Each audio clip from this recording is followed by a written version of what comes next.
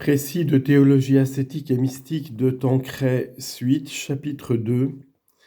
Les dispositions pour bien profiter de l'Eucharistie. L'Eucharistie est à la fois un sacrement et un sacrifice. Ces deux éléments sont intimement liés, puisque c'est pendant le sacrifice que se consacre la victime à laquelle nous communions.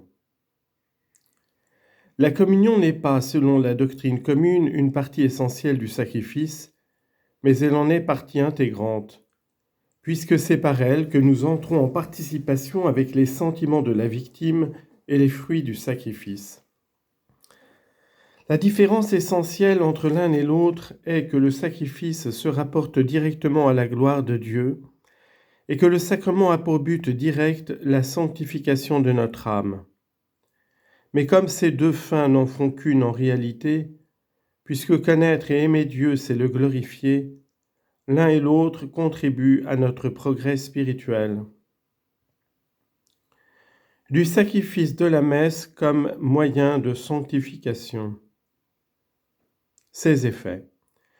Ce sacrifice avant tout glorifie Dieu et le glorifie d'une façon parfaite, puisque Jésus y offre de nouveau à son Père, par l'intermédiaire du prêtre, tous les actes d'adoration, de reconnaissance et d'amour qu'il a offerts autrefois en s'immolant sur le calvaire, acte d'une valeur morale infinie.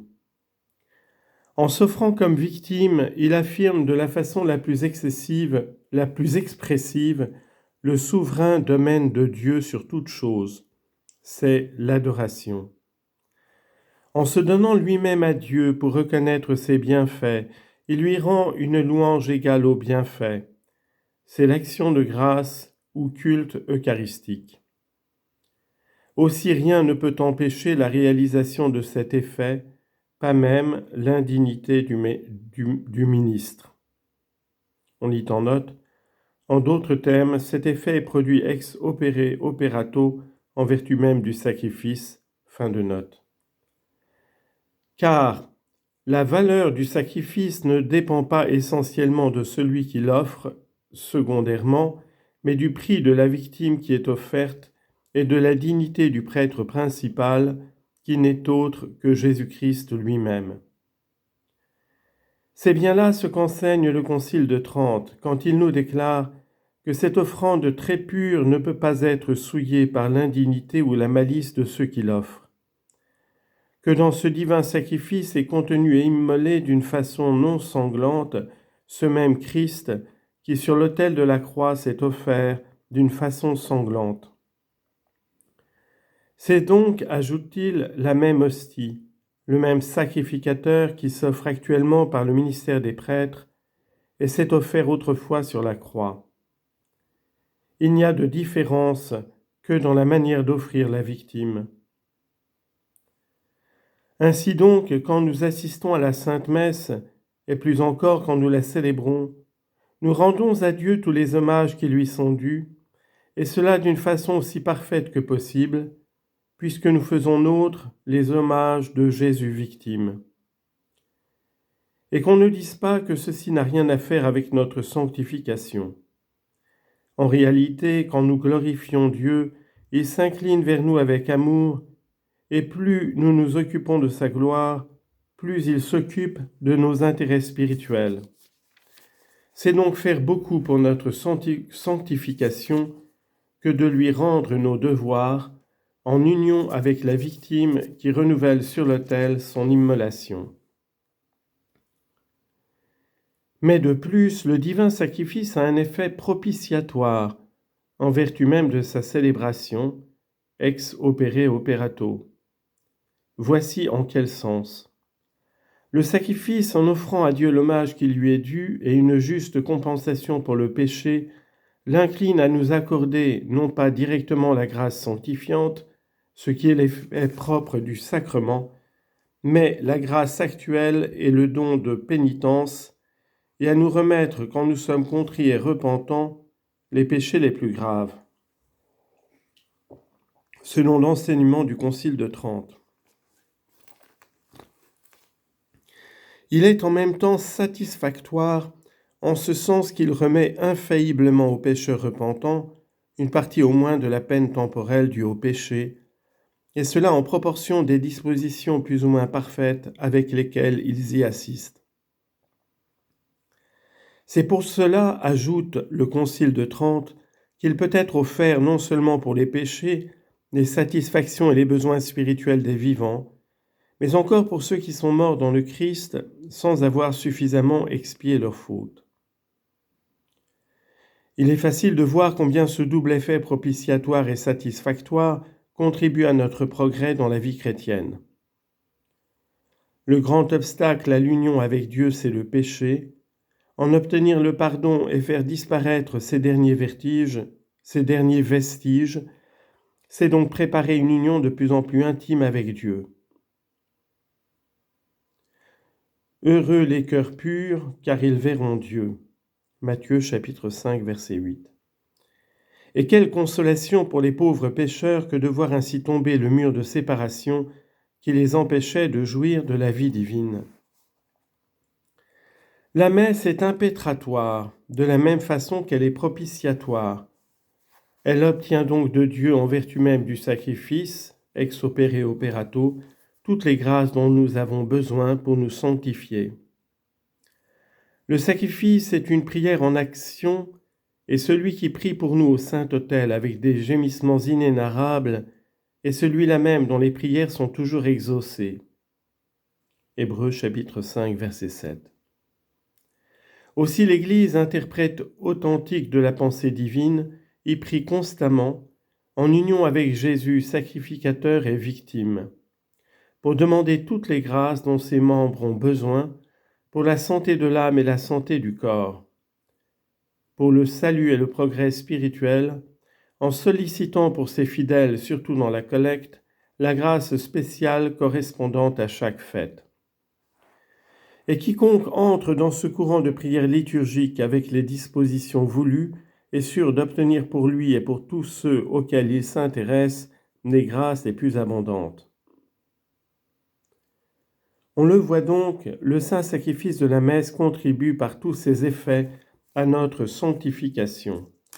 Et cela avec d'autant plus d'efficacité que nous n'y prions pas seuls, mais unis à l'Église tout entière, et surtout au chef invisible de l'Église, à Jésus, sacrificateur et victime, qui, renouvelant son offrande du calvaire, demande par la vertu de son sang et par ses supplications que ses satisfactions et ses mérites nous soient appliqués. Dispositions pour profiter de la Sainte Messe.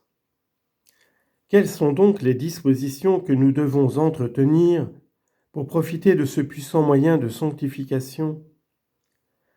La disposition fondamentale qui résume toutes les autres, c'est d'adhérer avec humilité et confiance aux sentiments exprimés par la divine victime, d'y communier, de les faire nôtres, accomplissant ainsi ce que le pontifical demande aux prêtres. Agnocite quod agitis imitamini quod tractatis. C'est du reste ce à quoi nous invite l'Église dans sa sainte liturgie.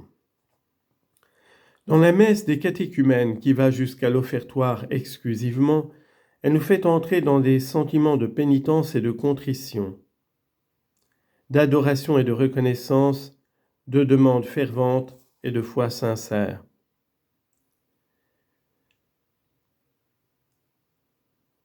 De contrition par le Confiteor aufera nobis oramuste Kyrie eleison, d'adoration et de reconnaissance dans le Gloria in excelsis, de demande fervente dans la collecte et de foi sincère dans l'épître, l'évangile et le credo. Vient ensuite le grand drame, l'offrande de la victime à l'offertoire pour le salut du genre humain tout entier, l'offrande du peuple chrétien en union avec la victime principale. In spiritu militatis et in animo contrito succipiamurate Domine. Suivi d'une prière à la Sainte Trinité pour qu'elle bénisse et accepte cette offrande du Christ mystique tout entier. La préface annonce l'action proprement dite, le canon où va se renouveler l'immolation mystique de la victime, et l'Église nous invite à nous unir aux anges et aux saints, mais surtout au Verbe incarné, pour remercier Dieu, proclamer sa sainteté, implorer son secours pour l'Église, son chef visible, ses évêques, ses fidèles en particulier, des assistants et tous ceux qui nous sont plus chers. Alors le prêtre, entrant en communion avec la Sainte Vierge, les saints apôtres, les martyrs et tous les saints, se transporte en esprit à la dernière scène, s'identifie avec le souverain prêtre et avec lui redit les paroles que Jésus prononça au Cénacle. Obéissant à sa voix, le Verbe incarné descend sur l'autel avec son corps et son sang, et silencieusement adore et prie en son nom et au nôtre. Le peuple chrétien s'incline, adore la divine victime, s'unit à ses sentiments, à ses adorations, à ses demandes, et essaie de s'immoler avec elle en offrant quelques petits sacrifices. Avec le pater commence la préparation à la communion. Membres du corps mystique de Jésus, nous redisons la prière qu'il nous a lui-même apprise, le pater, le Notre Père, offrant avec lui nos devoirs de religion et nos humbles supplications, demandant particulièrement ce pain eucharistique qui nous délivrera de tous nos maux, nous donnera avec le pardon de nos péchés la paix de l'âme, l'union permanente avec Jésus. Alors protestant comme le centurion de son indignité et demandant humblement pardon, le prêtre et après lui le peuple fidèle mange et boit le corps et le sang du Sauveur, s'unit par le fond même de son âme à Jésus tout entier, à ses sentiments les plus intimes, et par lui à Dieu même, à la Sainte Trinité. Le mystère de l'union est consommé. Nous ne faisons plus qu'un avec Jésus, et comme il ne fait qu'un avec le Père et le Fils, la prière sacerdotale du Sauveur à la dernière scène se trouve réalisée. Moi en eux et vous en moi, afin qu'ils soient parfaitement un. Jean chapitre 17, verset 23. Il ne nous reste plus qu'à remercier Dieu de cet immense bienfait. C'est ce que nous faisons à la post-communion et aux prières qui suivent. La bénédiction du prêtre nous communique les trésors de la Sainte Trinité. Le dernier évangile nous rappelle les gloires du Verbe incarné qui est venu encore une fois habiter parmi nous, et nous emportons avec nous plein de grâce et de vérité pour puiser tout le long du jour à cette source de vie et vivre d'une vie semblable à celle de Jésus lui-même. Comme il est facile de le voir, assister à la Sainte Messe ou la dire dans ses dispositions, c'est évidemment se sanctifier et cultiver d'une façon aussi parfaite que possible la vie surnaturelle qui est en nous. Ce que nous allons dire de la Sainte Communion nous le montrera mieux encore.